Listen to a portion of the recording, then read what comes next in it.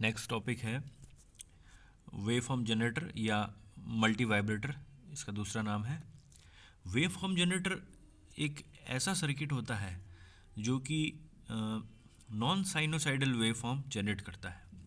Non sinusoidal wave form का मतलब होता है फॉर सपोज वो स्क्वायर वेव जनरेट कर सकता है, वो रेक्टेंगुलर वेव जनरेट कर सकता है, हो सकता है कि वो आपका जो ट्राइंगुलर वेव है वो भी जनरेट कर सकता है। डिपेंड करता है कि आपने सर्किट में किस प्रकार के एलिमेंट्स या कंपोनेंट्स लगाए हैं और किस मोड में उसको जोड़ा हुआ है। तो इन जनरल कोई भी वेव फॉर्म जनरेटर जो होता है वो पॉजिटिव फीडबैक का यूज़ लेता है, जैसा कि हमने इससे पहले वाले वीडियोस में देखा था कि एक तो होता है नेगेटिव फीडबैक एम्पलीफायर, एक होता है पॉजिटिव फीडबैक एम्पलीफायर। तो पॉजिटिव फीडबैक एम्पलीफायर का यूज़ लिया जाता है मल्टी वाइब्रेटर में। तो वेव फॉर्म जनरेट होगी मल्टी वाइब्रेटर केस में जब हम बिना इनपुट दिए ही आउटपुट प्राप्त करते हैं, और जो सिग्नल हमें आउटपुट में मिलता है वो ट्रांजिस्टर के जो एक ट्रांजिस्टर का जो वर्किंग है, जो क्यू पॉइंट के बारे में मैंने बताया था, उस क्यू पॉइंट के अनुसार, और जो बाइसिंग वोल्टेज जो आपने लगाया है डीसी पावर सप्लाई, उससे एनर्जी प्राप्त करते हुए आपको आउटपुट मिलता है। तो इनिशियली तो हमको इनपुट नहीं लगाते हैं, लेकिन क्योंकि फीडबैक करवाते हैं हम पॉजिटिव फीडबैक 360 डिग्री एंगल या 0 डिग्री एंगल कहें, तो उस केस में आउटपुट को जब वापस इनपुट में डालते तो एक कंडीशन आ जाती है, स्टेबल कंडीशन, जिसमें कि हमें आउटपुट मिलना शुरू हो जाता है। तो non sinusoidal wave form generate करने के लिए हम ट्रांजिस्टर का यूज़ लेते हैं, ट्रांजिस्टर एम्पलीफायर का यूज़ लेते हैं, जिसमें स्क्वायर वेव, रेक्टेंगुलर वेव आदि जनरेट कर सकते हैं। तो ये एक आपको दे रखा है common emitter transistor amplifier stage 1 और स्टेज 2। दो ट्रांजिस्टर एम्पलीफायर है जो बैक टू बैक जुड़े हुए हैं, और इनमें पॉजिटिव फीडबैक करवा के हम आउटपुट में रेक्टेंगुलर या स्क्वायर वेव फॉर्म जनरेट कर सकते हैं। तो ये जो डायग्राम आपको दिख रहा है, इस डायग्राम आप देखें तो ट्रांजिस्टर 1 जो है, जिसको हमने Q1 से लिखा है, और ट्रांजिस्टर 2 या जिसको Q2 से लिखा है, ये बैक टू बैक जुड़े हुए हैं।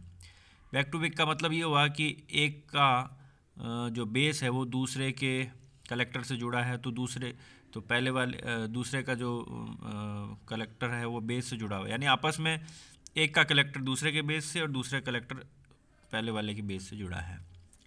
और जो दूसरा स्टेज है Q2, उसका आउटपुट पहले वाले का इनपुट बनता है, और ये पाथ इस तरह से कंप्लीट होता है, और जो एनर्जी है ये वो सारी डीसी पावर सप्लाई या बाइसिंग वोल्टेज से हमें प्राप्त होती है, और इस प्रकार आपको आउटपुट में वेवफॉर्म मिलती है।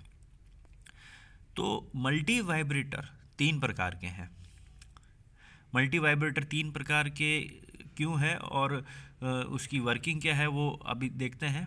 आपका कोर्स में जो है वो है पहला ए स्टेबल मल्टी वाइब्रेटर, और मोनोस्टेबल और बाई स्टेबल आपके कोर्स में नहीं है। ये है क्या वो देख लेते हैं एक बार, इनको ब्रीफली थोड़ा सा देख लेते हैं। ए स्टेबल मल्टी वाइब्रेटर, जिसको फ्री रनिंग मल्टी वाइब्रेटर भी कहते हैं, और दूसरा जो है वो मोनोस्टेबल या फिर इसका वन शॉट मल्टी वाइब्रेटर भी इसको कहते हैं, और तीसरा है बाई स्टेबल मल्टी वाइब्रेटर या फ्लिप फ्लॉप। फ्लिप फ्लॉप जो है ये आपकी डिजिटल इलेक्ट्रॉनिक्स के अंदर एक मेमोरी एलिमेंट होता है। आप जानते हैं कि जो आपकी जो मेमोरी है उसके अंदर जो फ्लिप फ्लॉप है, एक फ्लिप फ्लॉप जो होता है वो एक डिजिट को स्टोर करता है, क्योंकि ये बाई स्टेबल मोड में काम करता है। ये कैसे करता है थोड़ा सा भी हम देख लेते हैं, बाकी 5th यूनिट के अंदर आपकी ये फ्लिप फ्लॉप डिजिटल इलेक्ट्रॉनिक्स का कहीं हम पढ़ेंगे उसको भी। तो ए स्टेबल मल्टी वाइब्रेटर क्या होता है? सपोज कि ये एक मल्टी वाइब्रेटर का आउटपुट है जो कि कैसी है, स्क्वायर वेव मान लो थोड़ी देर के लिए, है ना। तो इसकी जो स्टेज या स्टेट जो है, जैसे कि T1 टाइम पीरियड आपको दिख रहा है, ऑन का जो टाइम पीरियड है वो T1 है, ऑफ का टाइम पीरियड है T2। तो इसमें क्या होता है कि T1 जो, या इसको मैं इस तरह से बताऊँ आपको कि मान लीजिए जो आपकी ये स्टेप आई, ये वाली स्टेप, यानी कि ये पीक बढ़ा इसका, और पीक बढ़ने के बाद में आपको एक स्टेप मिला है। इस स्टेप से जो नेक्स्ट स्टेप है वो ऑटोमेटिक जाएगा, है ना, हाई से लो ऑटोमेटिक जाएगा, और लो से हाई फिर से ऑटोमेटिक जाएगा। तो ये ऑटोमेटिक चढ़ता रहता है, इसको कहते हैं फ्री रनिंग, यानी कि ऑटोमेटिकली ये हाई से लो, ये आपका हाई हो गया, ये आपका लो हो गया, फिर से हाई हुआ, फिर से लो हुआ, हाई लो, ये चलता रहता है। तो इस प्रकार से आपका आउटपुट में जो है ये वेव फॉर्म प्रोड्यूस होती हुई मिलती है। तो ये कैसे होगा इसको तो हम डिटेल में पढ़ेंगे। फिलहाल अपने को ये देखना है कि ए स्टेबल मल्टी वाइब्रेटर जो है वो एक ऐसा परिपथ है जिसका जो आउटपुट है वो ऑटोमेटिकली परिवर्तित होता है हाई और लो के केस में। मोनो स्टेबल के केस में क्या होता है, मोनो यानी कि एक स्टेट जो होगी इसकी वो स्टेबल होगी। अब वो कौन सी होगी तो वो देखते हैं। मोनोस्टेबल में मान लीजिए मैं कोई डायग्राम, जैसे यही डायग्राम लेता हूँ, इसके अंदर क्या है कि आपकी मान लीजिए कि ये वाली पीक हाई से लो हो गया, हाई से लो हो गया, लेकिन लो से हाई जाने के लिए इसको हमें बाहर से एनर्जी देनी पड़ेगी। एनर्जी देनी यानी कि जितनी बैरियर ये हाइट है उतनी हाइट की हमें एनर्जी इसको देनी पड़ेगी, तब जाके ये एनर्जी का मतलब यहाँ पर जो करंट और वोल्टेज है, और वो भी किस फॉर्म में है, वो बाइसिंग की फॉर्म में होता है।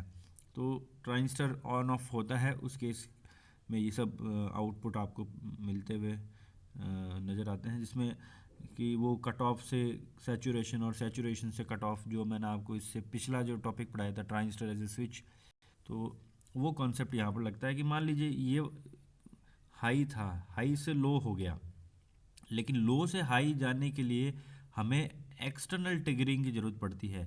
एक्सटर्नल ट्रिगरिंग जो होती है, अगर वो केवल एक स्टेप के लिए यूज़ आ रही है, लो से हाई के लिए या हाई से लो के लिए, तो उसको बोलते हैं आप मोनो स्टेबल मल्टी वाइब्रेटर, यानी मोनो यानी सिंगल। जैसे मोनोपोल होता है जिसमें एक ही पोल होता है, उसी प्रकार से मोनो स्टेबल मल्टी वाइब्रेटर का मतलब हुआ कि कोई एक स्टेट जो है इसकी, या तो वो हाई से लो जाएगी या लो से हाई जाएगी, उस केस में हमें बाहर से इसको ट्रिगरिंग देनी पड़ती है। तो इसलिए ये आपका कहलाता है मोनो स्टेबल मल्टी वाइब्रेटर। और जो अगला है बाई स्टेबल, बाई का मतलब होता है दो, यानी दोनों ही इसकी जो स्टेट है उसको चेंज करने के लिए हमें जो है ट्रिगरिंग करनी पड़ेगी। तो इसलिए इसका नाम है बाई स्टेबल मल्टी वाइब्रेटर, यानी दोनों लो से हाई जाने के लिए भी और हाई से लो जाने के लिए भी हमें हर बार इसको ट्रिगरिंग करानी पड़ेगी। ये बिल्कुल वैसा ही है ना, इसको जैसे मैंने अभी आपको कहा फ्लिप फ्लॉप, इसका दूसरा नाम क्या है, flip flop. Flip flop basically होती क्या है, एक मेमोरी एलिमेंट है। फ्लिप फ्लॉप क्या है, एक मेमोरी एलिमेंट। तो इस मेमोरी एलिमेंट को देखिए, जैसे कि मान लीजिए कोई एक फ्लिप फ्लॉप है, तो इस फ्लिप फ्लॉप बेसिकली बना किससे है, ट्रांजिस्टर से, ट्रांजिस्टर स्विच से एक तरह से।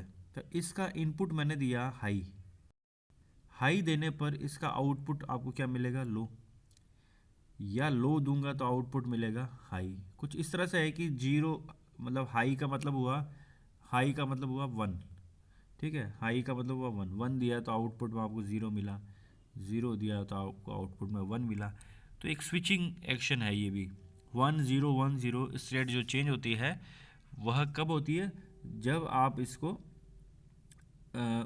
कट ऑफ रीजन और सैचुरेशन रीजन के बीच में ऑपरेट करते हैं। तो ये फ्लिप फ्लॉप, तो जब आप बाहर से कुछ एनर्जी देंगे तो ही ये डेटा आगे भेजेगा, है ना, अदरवाइज ये डेटा नहीं भेजेगा। तो ये डेटा इसके अंदर स्टोर रह जाएगा। तो ये जो डेटा अगर स्टोर हो जाता है तो हम उसी को तो मेमोरी कहते हैं। तो एक फ्लिप फ्लॉप बेसिकली क्या होता है, एक मेमोरी एलिमेंट होता है। अब हम डिटेल में पढ़ते हैं। हमारा जो टॉपिक है वो है ए स्टेबल मल्टी वाइब्रेटर। तो उसका ओरिजिनल सर्किट जो है वो आपके सामने दे रखा है। तो इस सर्किट के अंदर आप देखें, इस सर्किट के अंदर दो ट्रांजिस्टर दे रखे हैं आपको, और ये दोनों ट्रांजिस्टर जो है बैक टू बैक जुड़े हुए हैं। अब दो ट्रांजिस्टर आपके बैक टू बैक कैसे जुड़े हुए हैं, आप ये देखें कि ट्रांजिस्टर जो Q1 है उसका बेस ट्रांजिस्टर Q2 के कलेक्टर पर जुड़ा हुआ है एक कैपेसिटर C2 के माध्यम से, और ट्रांजिस्टर Q2 का बेस ट्रांजिस्टर Q1 के कलेक्टर पर जुड़ा हुआ है कैपेसिटर C1 के माध्यम से। और दोनों के इमिटर को जो हमने ग्राउंड कर रखा है, और दोनों की जो कलेक्टर टर्मिनल है उनको हमने बाइसिंग वोल्टेज जो है VCC उससे रजिस्टेंसेस के थ्रू जोड़ रखा है, जिसको कि पोटेंशियल डिवाइडर सर्किट भी कहते हैं, उनका यूज़ लेते हुए। तो कॉमन एमिटर एम्पलीफायर है Q1 और Q2, इन दोनों को बैक टू बैक जुड़ा हुआ है। और अब जो स्विचिंग एक्शन होगा हमारा वो इनके कलेक्टर टर्मिनल्स पर होगा। तो Q1 का जो कलेक्टर टर्मिनल है और Q2 का जो कलेक्टर टर्मिनल है, यहाँ पर मैंने शो कर रखा है VC2 लिखो या VO2 लिखो, है ना। इसी प्रकार से यहाँ VC1 कहो या VQ1 कहो, इस तरह से। अब इसमें बस एक चीज़ आपको याद रखनी है, वो ये कि आपको ये ज़रूर पता होना चाहिए कि ट्रांजिस्टर की वर्किंग किस प्रकार से होती है। एक ट्रांजिस्टर का इनपुट अगर हाई है तो वो फॉरवर्ड बाइस होगा और आपको वो ट्रांजिस्टर ऑन होता हुआ दिखाई देगा। यानी जब ट्रांजिस्टर का इनपुट वोल्टेज इस प्रकार का है कि वो उसकी जो उसका जो डिप्लीशन लेयर है उसकी वोल्टेज से ज़्यादा है, तो ट्रांजिस्टर ऑन हो जाएगा। ट्रांजिस्टर ऑन होगा तो आउटपुट आपको मिलना शुरू होगा। अब अगर ट्रांजिस्टर के इनपुट पर जो सिग्नल है अगर वो ज़ीरो है, तो वो या यूँ कहे कि वो कट ऑफ में है, तो उसका आउटपुट क्या आएगा? वो नहीं आएगा, क्योंकि वो ट्रांजिस्टर ऑन ही नहीं हुआ। तो एक चीज़ तो ये कि कट ऑफ का मतलब क्या हुआ कि ट्रांजिस्टर के इनपुट में कोई सिग्नल नहीं है, या 0 वोल्ट है, या वो ग्राउंड पे किया हुआ है, तो उसका आउटपुट क्या रहेगा? उसका आउटपुट आपको नहीं मिलेगा। इसी प्रकार से अगर वो सैचुरेशन में है, तो मैंने आपको ग्राफ से बताया था कि सैचुरेशन का क्या मतलब होता है। सैचुरेशन में हाईली कंडक्ट करता है, तो इसका इनपुट हाई होगा तो वो फॉरवर्ड बाइस में होगा और आउटपुट आपको मिलेगा। तो ये चीज़ आपको यहाँ पर देखनी है। तो यहाँ से आप ये देख रहे हैं कि आपका जो है ये तो हो जाएगा, ये टर्मिनल जो है आपका ये C2 है, और ये वाला टर्मिनल आपका हो जाएगा C1, ये वाला टर्मिनल आपका है B1, और ये वाला टर्मिनल आपका हो जाएगा B2। तो B1 के रेस्पेक्ट में VB1 वोल्टेज, यहाँ पर VB2 वोल्टेज, ये आपका VC1, ये आपका VC2 वोल्टेज हो जाएगा। तो अब आप ये देखें थोड़ी देर के लिए कि अगर ट्रांजिस्टर, थोड़ी देर के लिए हम ये मान लेते हैं कि ट्रांजिस्टर Q1 जो है वो कट ऑफ में है। Q1 क्या है? कट ऑफ में। एक इंटरमीडिएट स्टेट लेते हैं जिसमें ट्रांजिस्टर Q1 कट ऑफ में है। जब ट्रांजिस्टर Q1 कट ऑफ में, इसका मतलब ट्रांजिस्टर एक तरह से ओपन स्विच है, इसका आउटपुट आपको क्या मिलेगा? इसका आउटपुट आपको नहीं मिलेगा। तो होगा क्या उस केस में? जो सप्लाई वोल्टेज है जो VC से है वो आपको कहाँ पर ऑपरेट होता हुआ मिला? क्योंकि ट्रांजिस्टर Q1 तो कट ऑफ में हो गया, तो VC1 क्या हो जाएगा? VC1 आपका हो जाएगा VC1 हो जाएगा आपका ग्राउंड के रिस्पेक्ट में हाई। यानी कि इसका ट्रांजिस्टर का जो आउटपुट होगा वो क्या रहेगा? वो रहेगा हाई। ओके। अब मान लीजिए कि जो आपका VC1 जो है, क्योंकि मान लीजिए जो Q1 है आपका अगर वो कट ऑफ में है, कट ऑफ में होगा तो इसका आउटपुट क्या रहेगा? आउटपुट हाई रहेगा, क्योंकि कट ऑफ का मतलब क्या होगा? इनपुट पर जो वोल्टेज लग रहा था उसे ट्रांजिस्टर ऑन नहीं हुआ, तो जो वोल्टेज इसके कलेक्टर पे लग रहा है वो वोल्टेज हाई ही रहेगा। और ये हाई वोल्टेज के कारण क्या होगा कि जो आपका कैपेसिटर जो C1 है वो वो C1 जो है वो चार्ज होना शुरू होगा। अब C1 जब चार्ज होगा तो इसका वोल्टेज बढ़ेगा धीरे धीरे।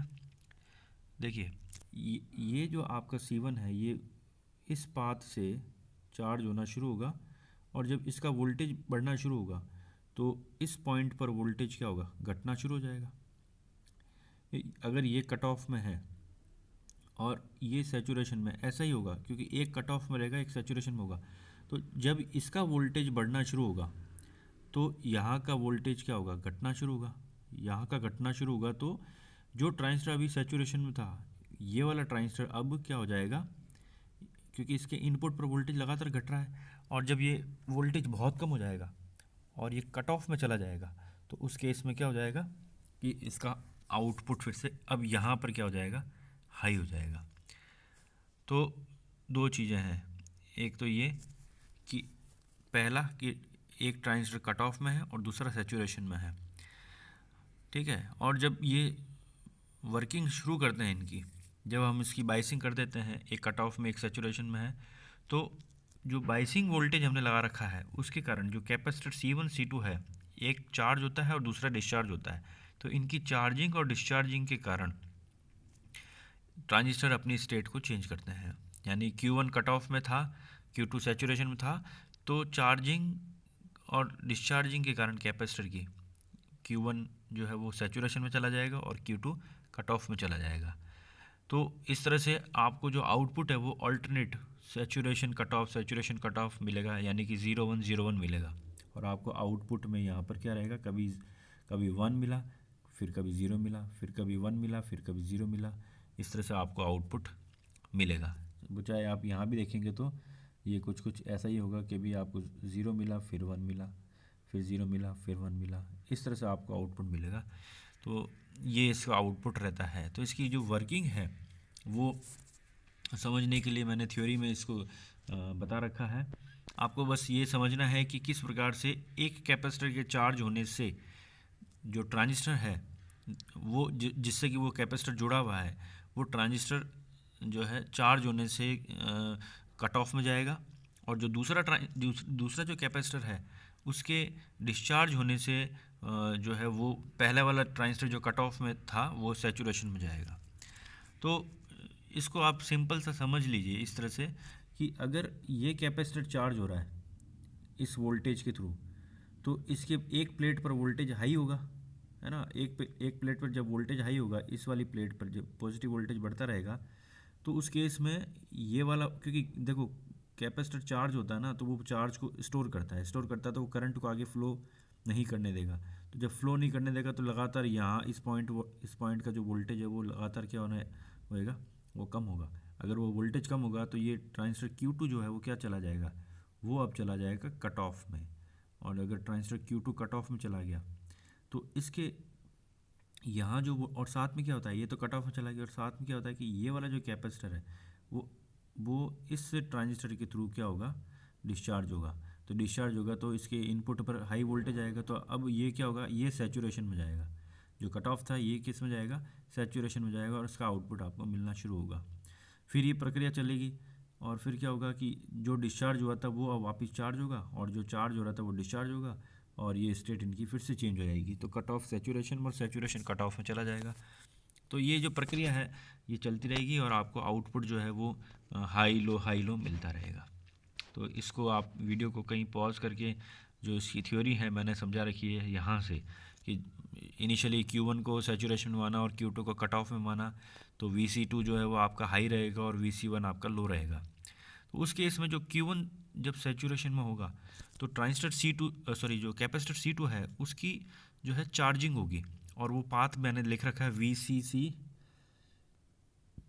R4 C2 Q1 और ग्राउंड, ये पाथ इसका रहेगा चार्जिंग का। और जब ये चार्ज होगा तो इसका जो इसके साथ से जुड़ा हुआ है Q1, उसका बेस जो है उस पर धनात्मक वोल्टता कम होती रहेगी, जिससे कि जो C2 है वो चार्ज हो जाएगा फुल। और जब C2 चार्ज हो जाएगा तो Q1 के बेस पर जो वोल्टता है वो धीरे धीरे कम हो जाएगी और ज़ीरो हो जाएगी। जब ये ज़ीरो हो जाएगी तो Q1 कट ऑफ में पहुंच जाएगा, और जब Q1 कट ऑफ में पहुंच जाएगा तो आपका कैपेसिटर C2 जो है जो जो C2 है वो चार्ज हो जाएगा। और साथ में जो C1 है, C1 क्या रहेगा, डिस्चार्ज होएगा। उसका पाथ भी दे रखा है आपको। C1 जो है उसका डिस्चार्जिंग पाथ जो है VCC और R2 C1 और Q1 के थ्रू वो डिस्चार्ज हो जाएगा। इसके डिस्चार्ज के कारण क्या होगा, Q2 के बेस की वोल्टता लगातार बढ़ेगी, जिसके कारण C1 जो है वो Q1 के द्वारा डिस्चार्ज होना शुरू होगा। और Q2 की जो बेस वोल्टेज है वो जब पॉजिटिव हो जाएगी, मैक्सिमम हो जाएगी, तो Q2 सैचुरेशन में पहुंच जाएगा, और इसके कारण आउटपुट जो होगा Vc2 वो उसका लो हो जाएगा। तो ये प्रोसेस चलती रहेगी चार्जिंग डिस्चार्जिंग की, और आपको आउटपुट जो है वो मिलता रहेगा। तो इसकी स्विचिंग और टाइम फ्रीक्वेंसी के लिए एक अलग से डेरिवेशन है। आप इस सर्किट तो आपका सेम ही है, और जो थ्योरी मैंने आपको अभी बताई है वो सब थ्योरी देख लेंगे। तो इसमें एक मैथमेटिकल डेरिवेशन है, वो मैथमेटिकल डेरिवेशन थोड़ा सा देख लेते हैं कि कहाँ पर करंट किस प्रकार से फ़्लो करेगी। तो इसके लिए यहाँ पर आपको वोल्टेज V V1 और VB2 दे रखा है।